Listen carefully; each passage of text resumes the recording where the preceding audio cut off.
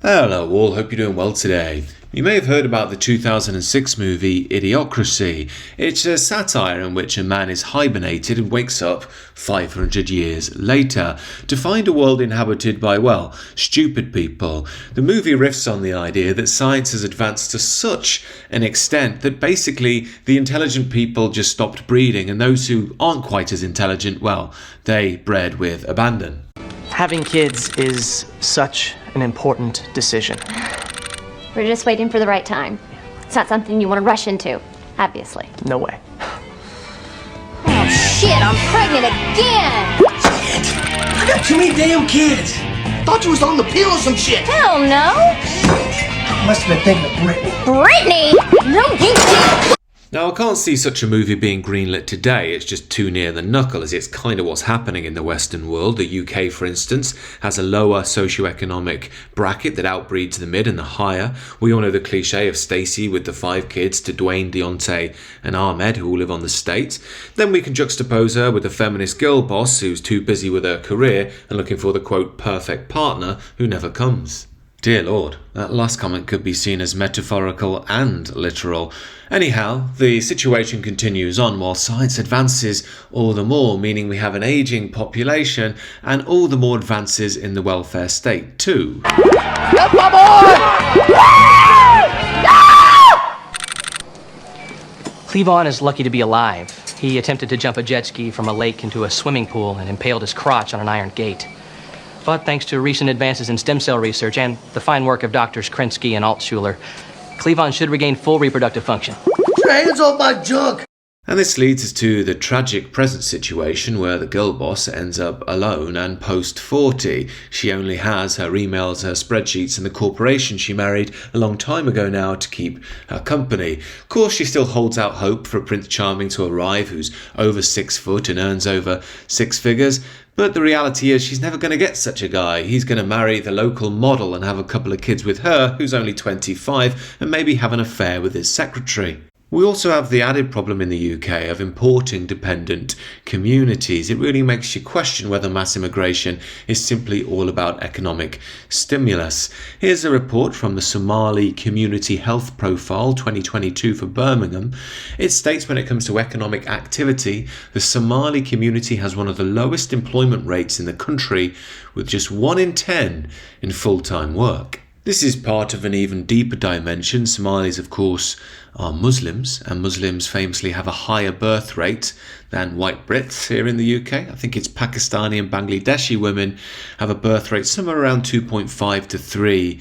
White Brits around 1.5 to 1.7. You can fact check me on the exact data there if you wish. Now, the reason the Europeans don't tend to breed is for a reason I've spoken about a lot on this channel. It's really the push of the revolutionary liberalist individualism, manifested in selfism, feminism, and emancipation from the supposedly toxic units such as marriage, family, and traditional order. As I've said before on the channel, there's a light and a dark side to everything, but in the modern era, young people especially don't even know there's a light side to the traditional way. The propaganda is so constant, they think of the traditional way as pure oppression, pure evil, something to be broken free from. In fact, the core meaning of your life is breaking free from it. Of course, the light side of tradition is love, stability, loyalty, a social structure that produces sacred spiritual harmony that fulfills not only the individual in his and her divine role in life, but also acts as a driving force for society and even civilization itself. However, we can't blame the liberal media and cultural propaganda machine in full for this state of things. In honesty, there was a fracture in our own tradition and our own alignment with sacred order, which allowed these dark forces to enter and rip us apart from the inside out. As the great men's initiation writer Robert Bly once said, through the hole of the absent father, demons can enter. When the West forgot God the Father, that allowed these dark forces in. These dark forces essentially flipped the sacred order. where true religious and spiritual traditions emphasize an initial sacrifice, a service and a fidelity to a higher order that, yes, involves challenge and hardship, it produces the fruit of spiritual wisdom, love and harmony in the long run, again, for the individual and the civilization. The modern order sees service and sacrifice as simple oppression. It sees them through the lens of power. Admittedly, this hasn't been helped by a desacralized Christian tradition all around us, but the point is, youngsters are told today they can have everything: the sex, the money, the status, the power, and the only people that think there won't be a downside to all of this are stupid fuddy-duddy religious people who don't know anything about the real world. Now, these dark forces are very twisted in their evil genius because it's very difficult to convince young people of the traditional way. Number one, because they're rebellious at that age anyway. Number two, because of the endless propaganda from the media and cultural machine. But number three, because they can get things now, immediately: the sex, the money, the power. So it feels like they're doing the right thing. This is well exemplified by feminist girl boss of the era, the A-lister Emma Watson. Here she is on your screen now. So sad, really. Such a lovely looking girl, beautiful looks, classical Anglo-Norman features. Anyway, apparently she's self-partnered, whatever the hell that means. I mean, what, take herself out for a meal and then lie in bed afterwards thinking about how great your career is? I'm sure this all sounds incredibly clever and smart when you've still got a few child-rearing years in front of you and the cameras are flashing every time you go out to a restaurant, but to the rest of us it sounds incredibly lonely and sad, not to mention what a tragic waste of one's genetics. It's made worse by Emma Watson being one of the few women who really can have the 6-foot man who earns 6 figures, more than 6 figures, 7 figures, even 8. She can have the dream life with this guy, but it seems she's been radicalized against men by feminism to see them as competition rather than complementary. This is so sad. I think we need to draw on the great bard and his warning to young women that they will get old, they will hit 40, and the world will change. Here's Shakespeare. When 40 winters shall besiege thy brow, and dig deep trenches in thy beauty's field, thy youth's proud livery so gazed on now will be a tattered weed of small worth held.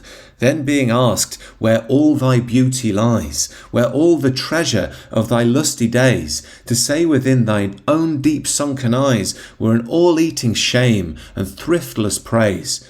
How much more praise deserved thy beauty's use, if thou couldst answer, this fair child of mine shall sum my count and make my old excuse, proving his beauty by succession thine. This were to be made when thou art old, and see thy blood warm when thou feelest it cold. Bit of based and red-pilled Shakespeare there, warning young attractive women that they will get old, the world will stop caring about them, and they can pass their beauty and vitality on to the next generation. Such is the divine cycle of life. Of course, this is just the women we're talking to. The men face a whole other battle in the liberal revolution, where the system tries to maintain and occupy the woman during her child-rearing years and then largely forgets about her afterwards. The males are attacked with a huge, probably the biggest ever sexual propaganda campaign in human history, and we don't even know it. The men are now entangled in an unending stream of nudity and sexual imagery infused in movies, music and films, while sexual hyperstimuli are available at the click of a button. Now, modernism frames this as all just harmless pleasure and freedom from an oppressive sexual order, yet we fail to see that this is just a new form of entrapment itself, a Venus flytrap for human beings. I first started thinking about this when I came across E. Michael Jones's work, specifically Libido Dominandi, in which he argues that the sexual liberation, quote-unquote, has been a tool of political control. Now, I'm riffing a bit on Jones's work here, but how I see it is that if external forces can entrap man in his lower self, his immediate pleasures, his immediate gratifications, rather than what's good for him in the long run via lust, you essentially trap him in a world of individualism, where it's all about his immediate satisfaction rather than higher order truth and harmony. Now, through this lens, we can see the problem with hookup culture, with affairs, with pornography, with prostitution. Each of these things are just beneath the surface in the modern Western world and have catastrophic effects with regards to things like marriage, the family unit, and the broader harmony within society. Now, once men are lost in this world, we realise that we have such little religious and spiritual order to help them out. They're craving direction from their elders, but to be blunt, there aren't any. They're distanced from God by a lack of non-dual mystical experience that would show them true ecstasy. So instead, they seek ecstasy in passing worldly experience, such as the orgasm, something that the French call, by the way, le petit mort, a small death. Now, if anybody watching is struggling in this area, don't view this video as a judgment of you. As I say, I believe that men and women are undergoing a massive propaganda campaign at the moment. Simply becoming aware that that's going on in the Western world is a good step. Then recognizing the power of it is a better step, and then thinking there could potentially be another way, and that could change your life. However, we have to remember this stuff is hard. I've said before, whatever guise they come in, it's hard to say no to a beautiful woman. I remember speaking to something of a mentor of mine many years ago saying, yeah, but women, it's hard to say no. They're so attractive, they're pretty, they look nice, they smell nice, they even sound nice. And he said to me something so helpful when I said to him, I'm not a monk, I don't know if I can live this Christian way. And he said, just remember, the monks aren't monks either. They're going into the monk life to get away from all of this nonsense. They want to be free, to contemplate God in a sense of oneness without distraction. Now, I'm not saying here that we all have to go and be monks. I'm saying that we need to be aware of that key word, distraction. We're always being distracted as men in the modern world. The sexy woman in the music video to get you to watch it. The constant perma-crisis in the media to get your attention. If we can build that spiritual space within and become more aware of when we're being pulled away, that's an act of active revolution in the modern world. It's the great return back to the sacred order. In the fires of the decline, in the very centre of the mess, there is hope. The lovely Leonard Cohen lyric, even damnation is poisoned with rainbows. Of course, it's a satirical and sardonic way of saying that even at the pits of darkness we discover the light. And this is so important for us in the modern era because, yes, we could say that elements of the Christian tradition have just fallen away and are so external now. They've lost the esoteric